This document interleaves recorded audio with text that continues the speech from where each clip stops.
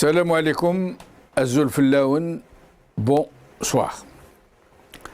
À la une de l'agence de presse officielle du régime algérien et de tous ses relais médiatiques, ce titre. Le président Tebboune reçoit le président de l'Observatoire national de la société civile. Le président Tebboune reçoit le président de l'Observatoire national de la société civile.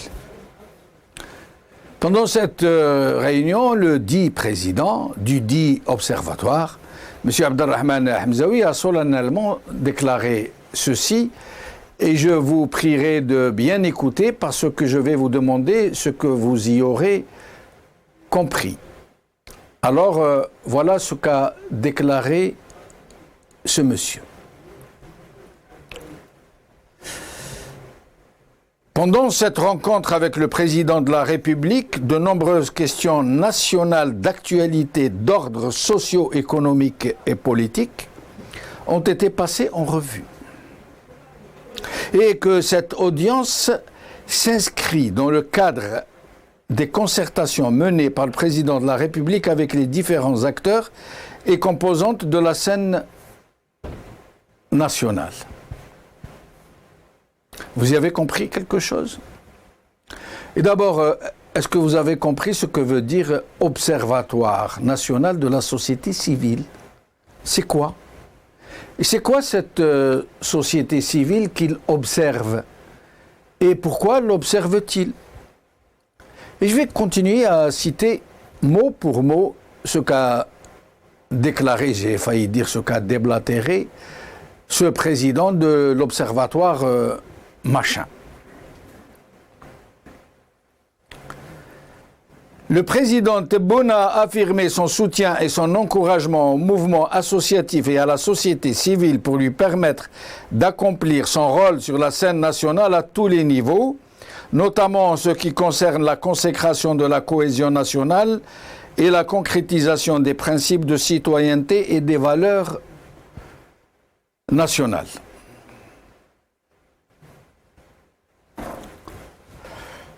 Vous avez compris quelque chose, franchement. Vous avez bien entendu. Cohésion nationale, concrétisation des principes de citoyenneté, de valeurs nationales.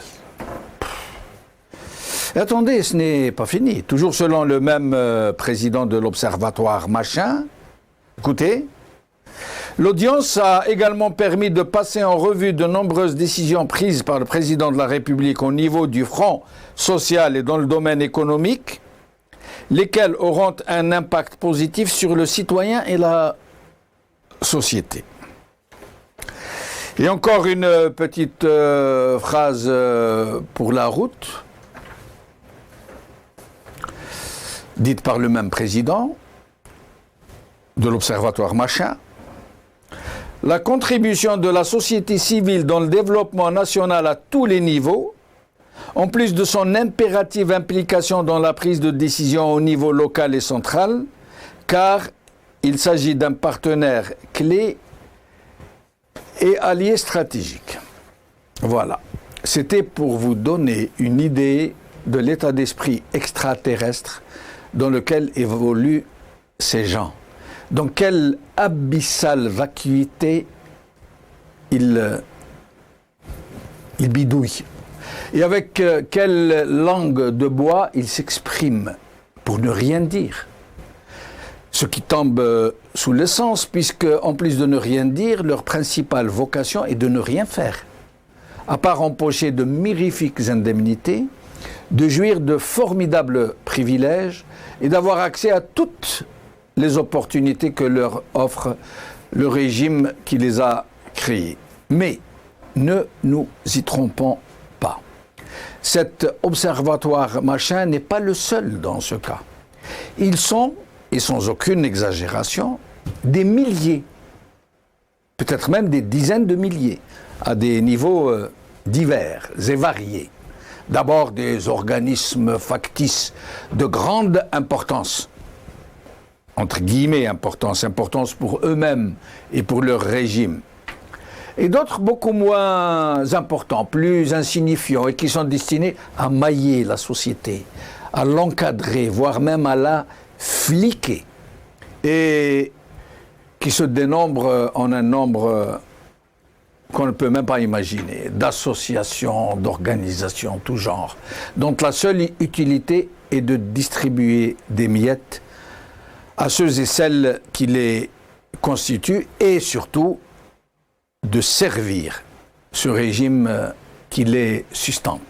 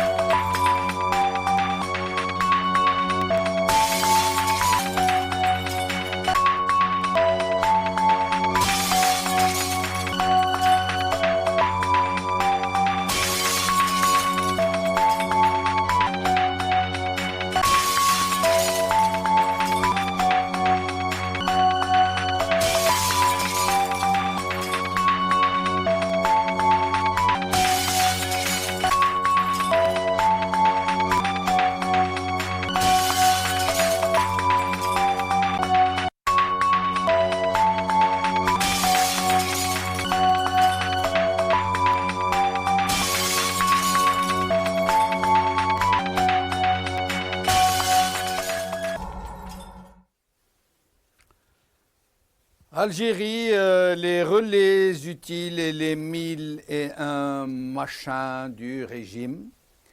C'est le titre de notre émission d'aujourd'hui et pour en parler, j'aurai avec moi Brahim Younsi, analyste politique, ancien cadre du MDA de 82 à 88 depuis Paris.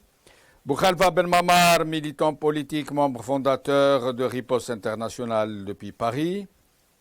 Ezzedine Toumy, militant politique depuis Alger. Et nous allons commencer avec lui parce qu'il nous a demandé de le libérer assez vite. Ezzedine Toumy, merci d'avoir accepté notre invitation.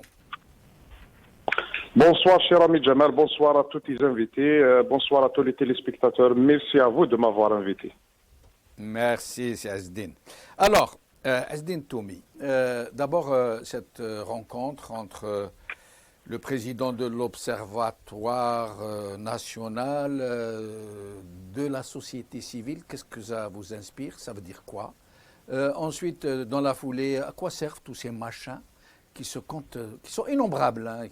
Ils ont tous les privilèges, ils ont des pléthores de personnel, de représentants de tout genre, des chauffeurs, des secrétaires, des villas, des appartements, de très hautes indemnités, mais ils ne servent à rien. Nous avons vu par exemple l'UJTA de Sidi Saïd qui sustente des milliers de syndicalistes, entre guillemets, qui n'ont rien de syndicalistes, ou cet observatoire des droits de l'homme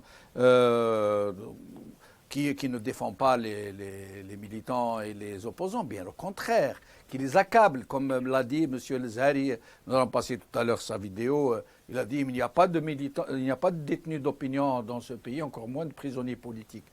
Alors, qu'est-ce que cela vous inspire, Ezzedine Toumy, ces ONG, ces associations, ces choses, ces machins? Vous savez, après que l'image de l'Algérie est gravement ternie par toute cette répression, tous ces emprisonnements contre des militants politiques, contre des activistes au Hirak, etc. Donc le pouvoir veut donner ou veut construire une certaine image, une certaine façade qui, du moins, qu'il veut montrer du moins à l'opinion internationale. Donc aujourd'hui, il est dans cette quête de reconstruction, il veut se reconstruire comme il ne trouve pas une classe politique acquise, sa classe politique à lui, une classe politique acquise mais crédible, qui peut passer dans l'opinion publique nationale et internationale. Donc il se rabat sur des appareils, sur des structures qu'ils appellent avec des noms, avec des slogans, etc. Le Marsad al-Watani, l'Observatoire national, etc. Rapidement, on va vers des concepts comme ça, des mots qui renvoient à des trucs démocratiques, etc. Mais au fait, si on s'attarde un peu, on va retrouver des opportunistes de tout genre, des personnes qui étaient toujours là, qui tournaient autour dans cette comment dirais-je, dans ces orbites autour du pouvoir, mais à des distances variées, mais qu'on voit des fois se rapprocher parce que le pouvoir a besoin d'eux et eux ils ont besoin du pouvoir. Vous savez, chez nous, c'est une conviction chez une certaine classe politique et chez certaines personnalités, chez certaines nourda, etc., qui est convaincu que c'est le pouvoir qui donne, que c'est le pouvoir qui distribue. Et ils sont convaincus qu'en Algérie, il n'y a pas l'accession au pouvoir et l'accession au poste de responsabilité passe par le pouvoir du moment qu'il n'y a pas d'élection. C'est le cas, Azdine Toumi, c'est le cas. Oui, bien sûr. Non seulement le pouvoir, mais la rente aussi. Tous ces partis politiques, j'allais dire ces épiceries politiques qui se comptent par dizaines. Ces institutions, rappelez-vous, les institutions de ce régime, toutes sans aucune exception. Il n'y en a pas une seule qui soit représentative. L'APN, le Sénat, le Conseil constitutionnel, le Haut Commissariat à la magistrature, toutes les institutions sont de fausses institutions, des coquilles vides. Les partis politiques, les ONG, les syndicats, je ne parle pas des syndicats réellement libres et autonomes, les relais associatifs, les associations qui ont été créées par dizaines de milliers, mais tous permettent d'accéder à des privilèges et à la rente. Azdine Toumi. Oui, effectivement, mais ce n'est pas pour autant que cette classe politique ou ces personnes doivent céder à cet appel, à cet appel à la mangeoire, à cet appel au privilège, etc. Il faut rester digne, il faut rester fidèle à ces revendications et à ces principes. Donc aujourd'hui, le pouvoir a faute d'avoir à ses côtés une classe politique réelle, représentative, une vraie opposition avec laquelle il doit cohabiter. À défaut d'avoir cette opposition avec lui, il est allé chercher une opposition fantoche, de faux opposants, de fausses associations, de faux partis politiques, comme ça, structurés dans des trucs.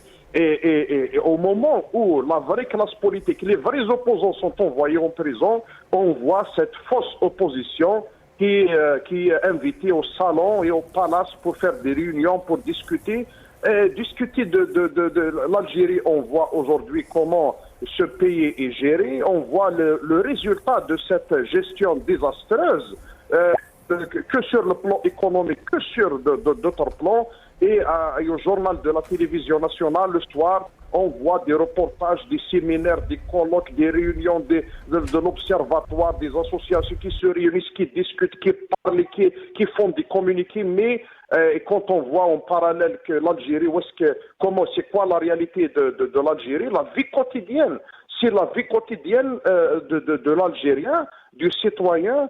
C'est la preuve que ce quotidien apporte la preuve de l'échec de tout un système qui a du mal non seulement à trouver des solutions, mais quand on voit les décisions qui sont prises, on dirait que c'est des décisions qui ne vont pas dans la bonne direction. Donc, aujourd'hui, avoir un observatoire, donc eux, ils ont le pouvoir, il a un calendrier, il a des étapes à exécuter depuis le Hirak, ils ont mis sur papier un plan avec des étapes, des élections, entre guillemets, des élections à des institutions, etc. Maintenant, ils ont d'autres étapes à accomplir, notamment les prochaines élections présidentielles, deuxième mandat ou pas, mais en tout cas, le pouvoir, il est déjà rentré dans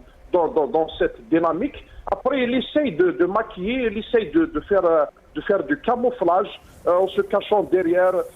Tonton, il nous sort le mcheml. De l'autre côté, il parle d'une réunion avec les partis politiques pour la levée des subventions sur les matières essentielles. Après, c'est l'observatoire de la société civile. Après, c'est un programme de logement. Après ceci, après cela. Mais tout ça, ça rentre dans cette dynamique. Et quand on voit le pouvoir bouger de cette manière-là, il fait bouger ses pions, il fait bouger un petit peu les cartes, etc. Et on comprend directement qu'il a derrière la tête quelque chose et il va accomplir une autre étape. Et c'est pour ça que le combat que mène le peuple algérien, je ne parle pas au nom du peuple algérien, mais en tout cas de cette élite politique, cette vraie élite politique, ces vrais intellectuels, c'est tous ces jeunes qui ont cru dans le Hira, qui ont cru dans cette dynamique qui peut mener l'Algérie vers une autre dimension. Donc toutes ces personnes-là, ils mènent un combat à long terme.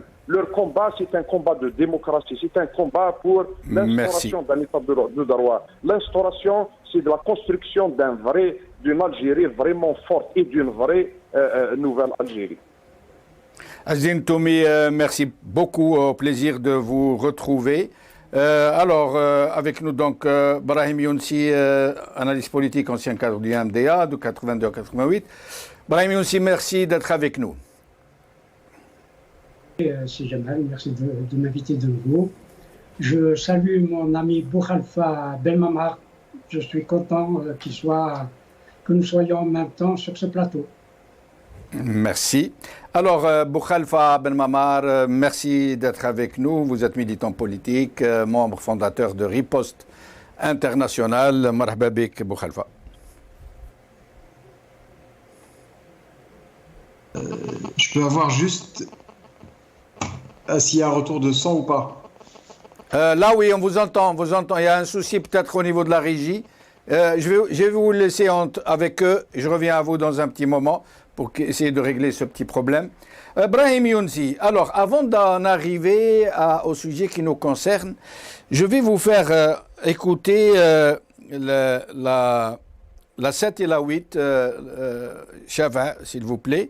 Le Rabah Djiddou, commission de défense de la PN, et le colonel Merrah, qui représente l'armée, et ils vont nous parler de quelque chose d'assez curieux, du rapprochement entre Chab ou Jish, l'armée et son peuple.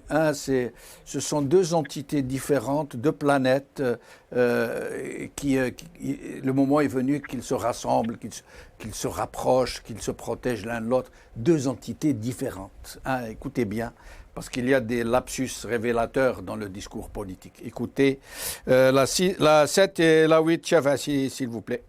هدف من تنظيم هذا اليوم البرلماني هو التأكيد على الوقوف إلى جانب السيد رئيس الجمهورية في توجهاته نحو الاستثمار وتقوية وتعزيز العلاقات الاقتصادية والأمنية والتجارية مع إفريقيا.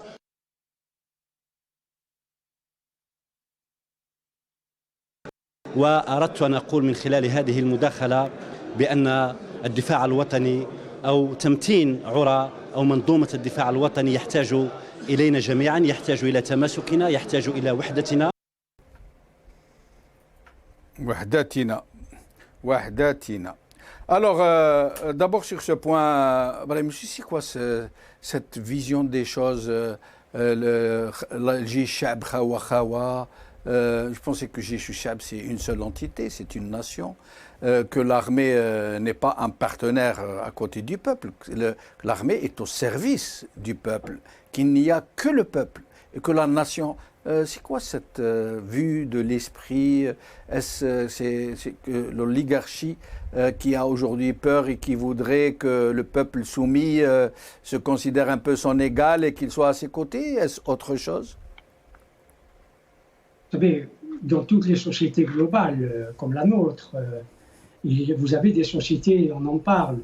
Il y a la société politique, la société militaire et la société civile. Je crois que le sujet d'aujourd'hui, c'est la société civile. Et Oui. voilà, vous avez trois sociétés dans une société globale, une société civile, une société politique et une société militaire. Et la société militaire, quasiment par définition, est hermétique. Elle est isolée un peu des deux autres sociétés, de la société civile et de la société politique. Mais permettez-moi de faire œuvre de pédagogie, si je peux me permettre, par Bien sûr. un exercice d'application, un exercice pratique. Est-ce que vous savez ce que c'est que ça? Un sifflet, c'est un sifflet. C'est la société, je vais vous le dire, c'est la société civile algérienne. Ah, d'accord, expliquez-nous un peu. Cela s'appelle un pipeau. Un pipeau, ah, c'est pour ça qu'on dit c'est du pipeau. C'est ça. Donc, c'est la société civile algérienne. C'est un pipeau. D'accord. Vous voyez? Donc, Et ça sert à quoi? Ça sert à quoi le pipeau? comment? Ça sert à quoi? Ça sert à siffler. Mais dans notre cas, le pouvoir siffle la société civile. Il siffle dans le pipeau. Si vous me permettez, parler de la société civile en Algérie, c'est comme parler, vous savez, du monstre du Loch Ness. Au moins, le monstre du Loch Ness rapportait de l'argent à l'Écosse parce qu'il attirait beaucoup de touristes. Comme le monstre du Loch Ness, la société civile algérienne est un mythe. Et un mythe qu'il faudra certainement... La société civile, Moi, j'aimerais bien qu'on m'explique ce que c'est que la société civile en Algérie. Est-ce que c'est la constitution globale des partis politiques, de l'université, des syndicats, c'est quoi la société civile? En dehors des partis politiques. Vous avez cité certains éléments de la constitutifs à la société civile. Vous venez de le dire, c'est les syndicats, c'est les universités. La presse. Absolument, c'est tout cela la société. Toutes les associations qui se constituent font partie de cette société civile. Et vous avez la société, les partis politiques font partie de la société politique. Et vous avez la société militaire. Donc, la société civile algérienne est... Mais en démocratie, Ibrahim aussi, pardonnez-moi de vous interrompre, nous discutons comme ça, dans des véritables démocraties, des États de droit, l'armée n'est pas une société civile. L'armée est une institution au service de la nation. Non. Malgré tout, elle a toujours essayé d'avoir des passerelles, de mettre en place des passerelles entre à la fois la société politique et la société civile. Mais elle ne représente pas une entité, à part ça, le fait qu'elle soit une entité militaire, mais elle ne représente pas une entité sociologique, sociale, sociétale, politique. Elle ne représente pas une entité, sinon il y a le risque qu'elle prenne le pouvoir, justement, puisqu'elle dispose en plus de son autonomie, de l'armement et de la force brutale. Oui, non, sauf que la société militaire ou l'armée est soumise au pouvoir politique. Et elle est réellement, dans les pays démocratiques, soumise à l'autorité politique. Vous savez, il y a un grand juriste français, je crois que c'est Duguit, qui a dit que je voudrais que l'armée, je n'ai pas la citation exacte, je ne vais pas citer. En substance, l'essentiel c'est la substance. C'est qu'il veut que l'armée soit au obéissant au pouvoir politique, et que le pouvoir politique, on use comme d'un bouton automatique. Il répond à l'appui du bouton par le gouvernement. C'est cela la société politique ou l'armée dans les sociétés démocratiques. Ce n'est pas le cas chez nous. Et chez nous, en plus, la société militaire, vous savez, c'est une société occulte. Et vraiment, elle participe de l'occulte. Elle n'est pas si occulte que ça chez nous, puisque le chef d'état-major est omniprésent dans les médias, il est omniprésent dans la décision politique, il est même omniprésent. Vous savez que l'armée n'a pas le droit de parler de guerre ou de paix. C'est aux politiques de le faire, c'est au président de déclarer la guerre. Chez nous, il menace directement d'entrer en guerre avec les voisins. Mais malgré tout, la société militaire de chez nous reste quelque chose d'occulte, d'inexplicable presque pour les Algériens, et la raison pour laquelle cette société militaire, c'est elle qui a le pouvoir réel.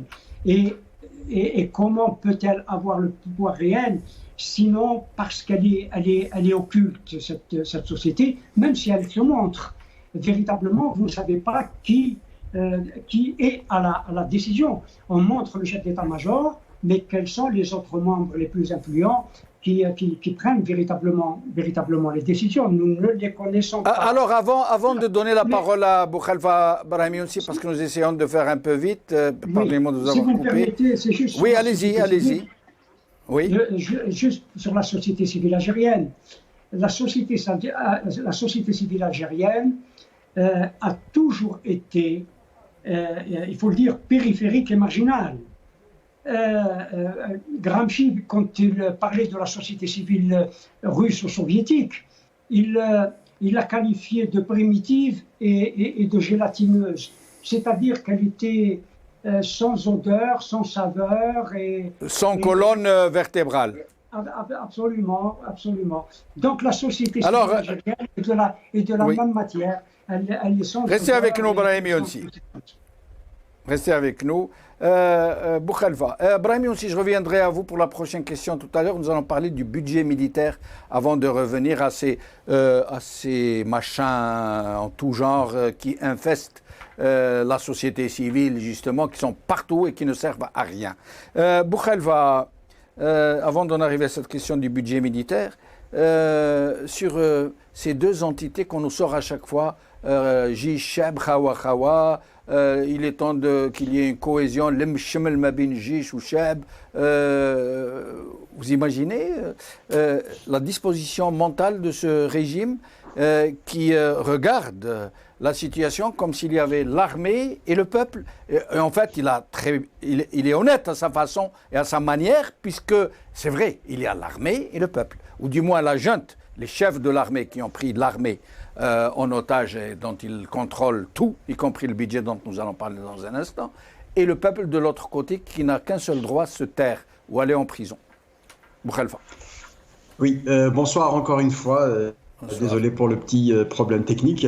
Je tenais juste à vous remercier et aussi, cher Brahim Younsi, et vous, Jamaldine, d'avoir été présent et d'avoir honoré par votre présence le deuxième congrès de Riposte Internationale. Et je tenais aussi, au nom de notre président Ali Edjoudi et l'ensemble des sociétaires, de vous remercier encore une fois de vive voix. Merci beaucoup. Le plaisir a été pour nous et tout l'honneur. Oui, et d'avoir aussi à remercier les équipes d'Al Maralibia d'avoir couvert, comme d'habitude, les événements et toutes les actions dans lesquelles nous sommes impliqués. Je vous en remercie au nom de toute l'équipe et de tout l'ensemble des sociétaires de Riposte. Bon, pour répondre à votre question, c'est très difficile de passer derrière l'analyse très fine de notre ami Brahim, qui sait toujours trouver les mots qu'il faut pour décrire des situations qui sont quand même assez inextricables. Aujourd'hui, quand il a repris la métaphore du monstre du Loch Ness, à la limite, il a dit que ça profitait à l'Écosse, et on peut en citer le Machu Picchu en Amérique latine pour un certain nombre de pays. Mais chez nous, voilà, cette société civile, elle a toujours été suscitée, organisée.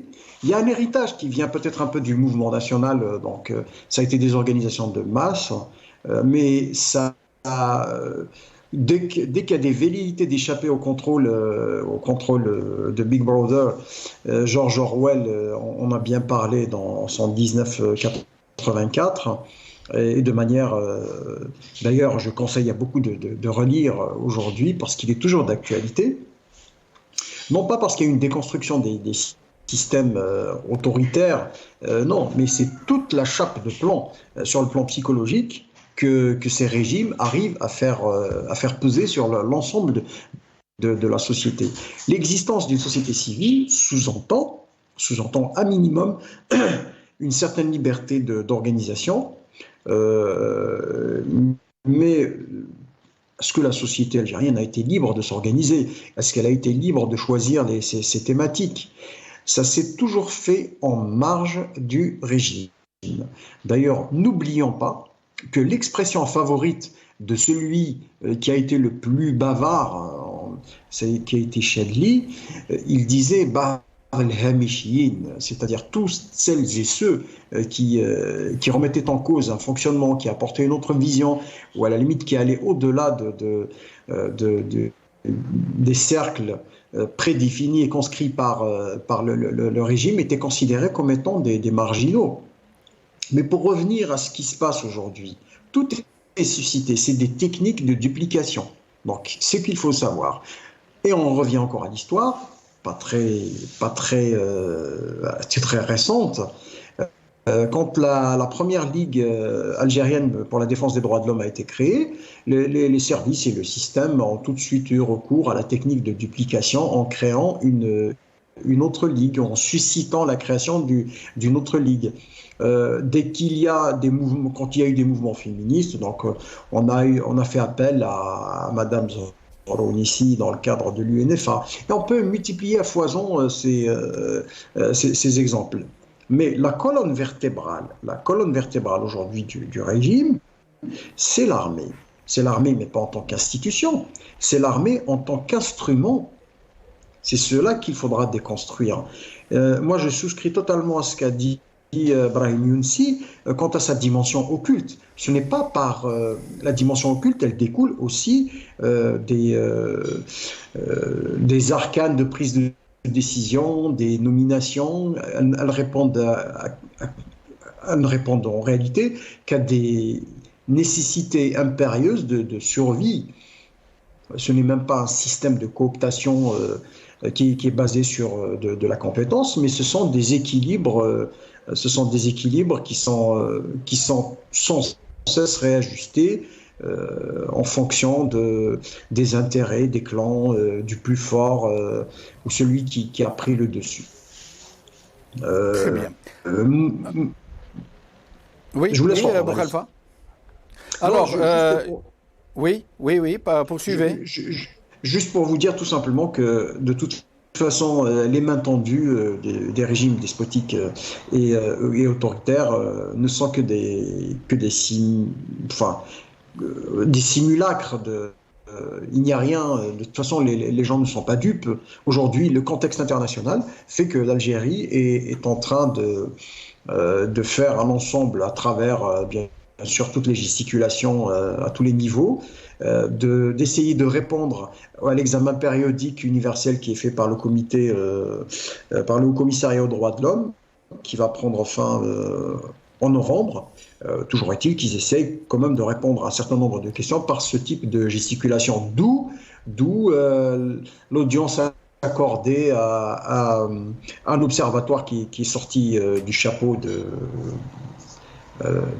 des services et un certain nombre d'organismes comme le fameux observatoire des droits de l'homme en Algérie. Eh justement, et pour cause d'ailleurs, puisque au moment où il parle de l'Emeshamel, de la main tendue, la répression continue. Tout à l'heure, un avocat, Maître Yassine Khalifi, a été emprisonné, incarcéré, pour avoir laissé entendre qu'il y aurait des morts dans toutes les prisons. Il en a même cité une, je crois celle de Schlepp, où il y aurait eu des morts qui auraient été maquillés.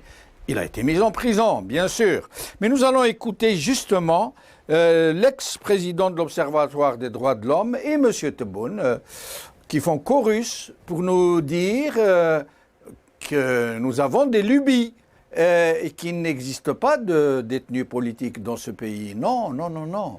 Et d'ailleurs, les 300 et quelques prisonniers politiques qui sont en prison aujourd'hui et détenus d'opinion, le régime refuse aussi, c'est tout à son honneur d'ailleurs, de les qualifier de prisonniers de droit commun. Ça veut dire, il refuse le statut de prisonnier politique ou de détenu d'opinion, et il n'ose pas aller aussi loin que de les traiter de prisonniers de droit commun. Ce qui fait que ce sont des ovnis non identifiés. Nous allons écouter M. Tebboune et M. Lezhari, président de l'Observatoire des droits de l'homme, s'il vous plaît. لا يوجد أشخاص في سجون جزائرية بتهمة الرأي. لما هذه أنت باش تعرف شخص علاه متابعة وعلاه في السجن يجب أن تذهب الملف ونشوفوا ما هي التهم الموجهة إليه. وأنا كمجلس حقوق الإنسان نطلب من هذه المنظمات نتاع المجتمع المدني والله من المدافعين على حقوق الإنسان والله حتى من المنظمات الدولية نتاع حقوق الإنسان نطلب منها إذا كانت عندهم أمثلة نتاع أشخاص اللي راهم في السجن على جال طريقهم يتقدموا منا. C'est Mahjouja par conviction. Et c'est pas d'aujourd'hui. ما كانش سجين الرأي. ما كانش سجين الرأي. تعطي رأي معاكس على الرأي نتاع السلطة ولا كذا. Alors, Brahim Younsi, nous allons devoir aller un peu vite pour pouvoir aller un peu sur tous les sujets. D'abord sur cette question du budget de l'armée. L'armée qui pourtant a une commission en défense au sein du Parlement. Mais personne n'est autorisé à examiner son budget, à le contrôler, encore moins a posteriori après les dépenses. Personne en Algérie, à part les chefs de l'armée, ne sait comment sont dépensés ces milliards de dollars que la junte s'attribue à elle-même. C'est elle qui définit le montant du budget de l'armée et c'est elle qui le dépense en toute opacité. Qu'est-ce que vous pourriez nous dire sur ça, mais très vite, pour que nous puissions passer sur les autres sujets. Brahim Younsi. Brahim Younsi. Vous venez de démontrer par l'argent, par le budget, que la société militaire algérienne est une société occulte. Parce que nous ne savons pas effectivement, et vous l'avez dit, comment elle dépense les milliards qu'elle reçoit de la nation algérienne, à laquelle elle ne rend pas compte de ses dépenses et où elle met l'argent et où va l'argent. C'est dire que quand vous voyez le poids de la société militaire et de sa puissance, vous mettez à côté la société politique et surtout la société civile. J'y reviens. Pardonnez-moi de montrer le poids, à contrario, de la société civile algérienne. Vous avez un juriste français qui s'appelle, je crois qu'il est juriste, Jacques Chevalier, mais pas l'ancien maire d'Alger des années 50. Jacques Chevalier qualifiait la société civile française de mirage. C'est dire que la société civile algérienne est un désert. Quand la société civile française, et nous connaissons ses actions agissantes, qu'elle existe. En principe, cette société française, elle agit. Mais on la qualifie de mirage par rapport aux sociétés. Et c'est dire. Notamment la société, oui, notamment par rapport à la société politique. Voilà.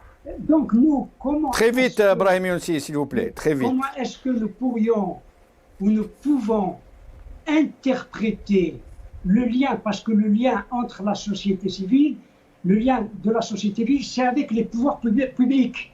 Et comment nous pouvons interpréter, est-ce qu'il y a seulement un lien entre la société civile et les pouvoirs publics? Moi, je ne connais pas de lien entre la société civile algérienne et les pouvoirs publics. Aujourd'hui, on parle de plus en plus de la société civile algérienne.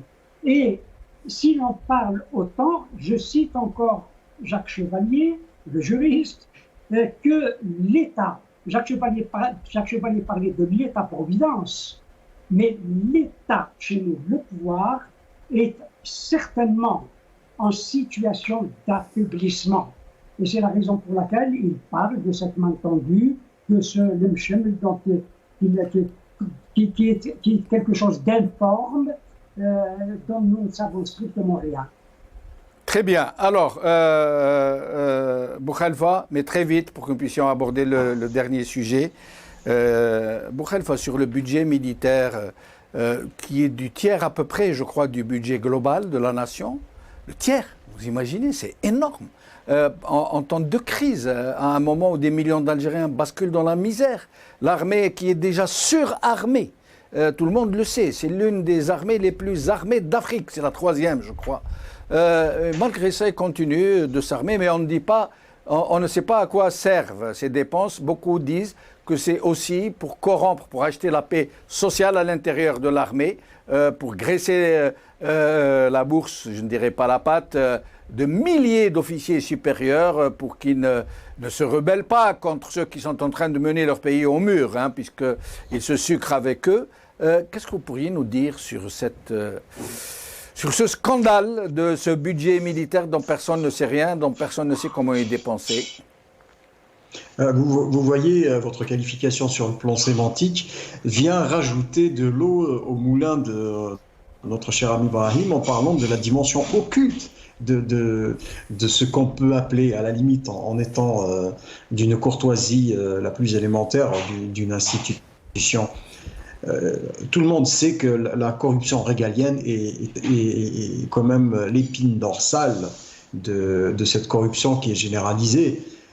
Vous imaginez, je pense que ça donne le tournis si on arrive à plonger le nez dans ces chiffres pour dire rapidement, cela participe à maintenir cette épine dorsale du régime et qui est basée quand même sur un détournement. Ça, c'est de la corruption régalienne. Donc, ne parlons pas des 10 ou 15 ou 20, 25% de rétrocommissions qui sont cédées à tous les échelons. Mais là, on est dans le dur. On est dans le dur, pourquoi aussi? Il y a une partie de ce budget qui est effectivement capté pour je ne sais pas moi, pour anesthésier éventuellement ou pour maintenir une certaine cohésion de l'échelle de commandement, parce que ça risque, mais ma conviction profonde, c'est que même dans ces échelles de commandement, il y a quand même des officiers, il y a des membres des forces de l'ANP qui ne souscrivent absolument pas à ce qui est fait en leur nom au niveau de l'état-major. Donc peut-être seront-ils plus importants d'ici quelques temps. La jonction avec les forces politiques du changement pourrait-elle se faire? C'est un souhait. C'est un souhait, mais bon, moi je reste d'un naturel optimisme là-dessus. Mais pour rejoindre Brahim dans ce que vous avez dit, cette dimension occulte, elle est aussi indexée sur le fonctionnement de la désignation des chefs de région, d'état-major et tout, mais il y a aussi cette dimension occulte dans la gestion du patrimoine de l'armée nationale populaire, y compris dans la gestion des attributions des budgets et tout ce qui va avec. L'histoire des avions et des chars russes qui ont été remis à jour à coût de millions de dollars laisse présager, laisse percevoir en filigrane les montants de la corruption qui sont assez importants aussi. Très bien. Alors, dernier tour de micro. Brahim Younsi, Boukhalifa Ben Mamar. Le sujet d'aujourd'hui, c'est ces satellites du régime sans véritables attributions, sans véritables efficacités, sans véritable vocation, qui servent surtout, et entre autres, à placer les amis des amis, les clientèles, les parentèles, comme ils le font dans les ambassades, dans les consulats, à Sonatrach, dans les grosses sociétés, les chancelleries, à l'ONU, les représentations diplomatiques, commerciales, partout il y a de la devise, partout il y a des privilèges, partout il y a des villas, où il y a des chauffeurs, ils placent leurs amis, leurs enfants, leurs parentèles, leurs cousins, leurs beaux-parents, leurs engeances. Mais au-delà de ça, à quoi servent ces machins? Est-ce que ça relève d'une forme de stratégie? J'ai écrit de flicage de la société, de contrôle, d'endiguement de l'opinion publique, de façade en trompe-l'œil comme le Parlement, le Sénat constitutionnel. Est-ce que ce sont des niches pour caser, comme je viens de le dire, les clientèles? À quoi ça sert? À quoi servent ces machins qui gravitent par milliers, et je n'oublie pas les associations. Des associations qui semblent avoir, dont certaines ont une véritable utilité. Il ne faut pas jeter le bébé avec l'eau du bain. Certaines associations, comme les associations de parents d'élèves, associations qui ont de réelles utilités. Mais la plupart n'ont aucune utilité que de graisser les pattes, permettre aux gens de s'enrichir, de faire des affaires, etc. À votre avis, Brahim Younsi, c'est le dernier tour de micro. À quoi servent tous ces machins? Vous avez posé la question et vous y avez répondu. Vous savez, le général de Gaulle appelait ça les comités Théodule. C'est des comités qui ne servent à rien, sauf qu'ils sont budgétivores. C'est à tout ce que vous avez énoncé là tout de suite. C'est à la rapine. On donne des privilèges et ce qui va avec les privilèges, c'est-à-dire les moyens. Voilà ce que sont ces machins ces bidules dont vous parlez. C'est des comités théodules qui ne servent à strictement rien du tout et qui sont en plus budgétivores. Et c'est ça aussi la force de cette société occulte qui est la nôtre. Et le drame, c'est que cette société occulte est omnipotente. Boukhalifa Ben Mamar, vous avez le mot de la fin. Sur la même question, bien sûr. À quoi servent ces comités théodules, comme les appelle Brahim Younsi? En fait, ça participe à une espèce de charivari qui veut dire que la société civile existe, mais c'est surtout pour une consommation à l'étranger. En soi, les nominations des copains, des amis, des gens de la famille, ce sont des pratiques qu'on retrouve même dans les démocraties occidentales, avec les parachutes. On voit éventuellement le retour d'un Manuel Valls, peut-être qu'il reviendra député représentant les Français de l'étranger, d'Espagne et du Portugal et je ne sais où. Vous voyez un peu le dysfonctionnement. C'est un effet pervers aussi des démocraties. Mais toujours est-il que quand vous voyez des personnes qui ont eu des postes, des nominations, non pas parce qu'elles en sont compétentes. Je pense notamment à la dame qui se plaignait d'être dérangée parce qu'on ne la laissait pas faire sa sieste pendant les manifs. Vous parlez de la dame, pardon Boukhalifa, vous parlez de la dame El Qayloula, comme ils les appellent, qui a été nommée au Croissant Rouge. Et qui a fait que les Algériens maintenant ne disent plus Croissant Rouge. Vous savez comment ils l'appellent maintenant, les Algériens? Est-ce que vous savez? Je vous laisse le soin. Le Croissant Rose. Oui, tout à fait. Je veux pas aller plus loin. Oui, j'ai compris. Mais si vous voulez, aujourd'hui, il y a comme ça veut dire dans cette dimension grave, je pense qu'aujourd'hui, ce qui est important, c'est qu'il ne faut pas oublier, c'est que le Croissant Rouge algérien est affilié au croissant rouge sur le plan international. Donc les citoyens algériens qui ne sont pas contents pourraient et devraient, à mon sens, entamer une action en vue que cette affiliation ne soit plus reconduite, tout en montant un dossier. Et c'est cela la société civile, c'est celle qui remet en cause des comptes et des fonctionnements et avoir cette capacité à jouer les troubles faits. Je pense que c'est une question dont nos camarades de Hirak ici devraient penser quand même à entamer un dossier pour que cette affiliation ne soit plus reconduite. De toute façon, ça ne changerait pas grand-chose, mais ce serait quand même une perte de vitesse. Mais ce que je voudrais aussi, c'est qu'il ne faut pas oublier, je ne suis pas dans la posture, je suis dans le devoir qui m'incombe aujourd'hui, c'est que il y a encore des détenus, et malheureusement, il y a des détenus qui meurent en prison, et pas uniquement les détenus de droit commun ou les détenus, c'est l'ensemble du système carcéral algérien qu'il y a lieu de revoir. À ce titre, je pense que nous sommes fondés, au vu de ce qui a été contracté par l'Algérie en termes de traité, nous sommes fondés à réclamer l'ouverture de l'ensemble des centres de privation de liberté à une commission internationale. Et ça, l'Algérie y a souscrit. Elle peut se dérober si elle veut, mais ce n'est pas un appel à une ingérence. Je pense que c'est un devoir à minima que... Oui.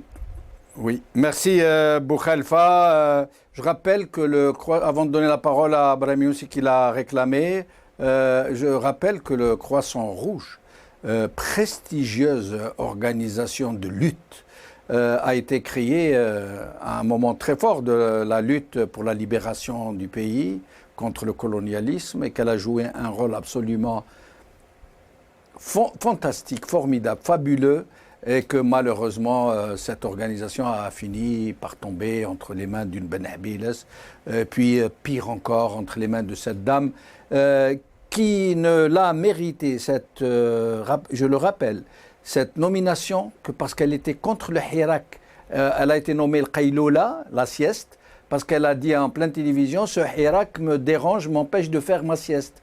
Et elle a dit, c'est quoi ça, c'est quoi ça, Madaniya Meshi Askaria. Et donc, pour service rendu, on vient de lui confier une prestigieuse organisation censée aider les plus faibles, mais qui en fin de compte a été tellement dévoyée qu'elle est devenue un moyen pour beaucoup de requins et de crocodiles de s'enrichir dans le marigot.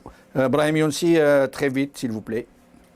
Vous savez, nous vivons depuis 3 ans. Il y a une vraie société civile qui émerge, qui est en formation, comme il y a aussi une société politique qui émerge et qui est en formation. Et ces deux sociétés, civile et politique, c'est le peuple algérien en marche et en mouvement. Et on voit se construire, se former ces deux sociétés. On voit la société politique qui est en train d'émerger et c'est de bon augure. Et vous avez une société aussi qui se forme et c'est aussi de bon augure. Boukhalifa, je reviens à vous pour moins d'1 minute aussi pour faire parité. Boukhalifa. On ne vous entend pas, Boukhalifa, pardon. Boukhalifa? Non, il y a un souci à la régie, je crois. Boukhalifa? Voilà, Boukhalifa, il semble que ce soit à votre niveau, le son a été coupé à votre niveau. Non? Dommage. Malish Boukhalifa, ce sera partie remise. Merci Boukhalifa Ben Mamar, merci. Brahim Younsi, merci Azdin Toumi, merci à vous, chers amis, pour nous avoir suivis. Bkhawal khair, bislama.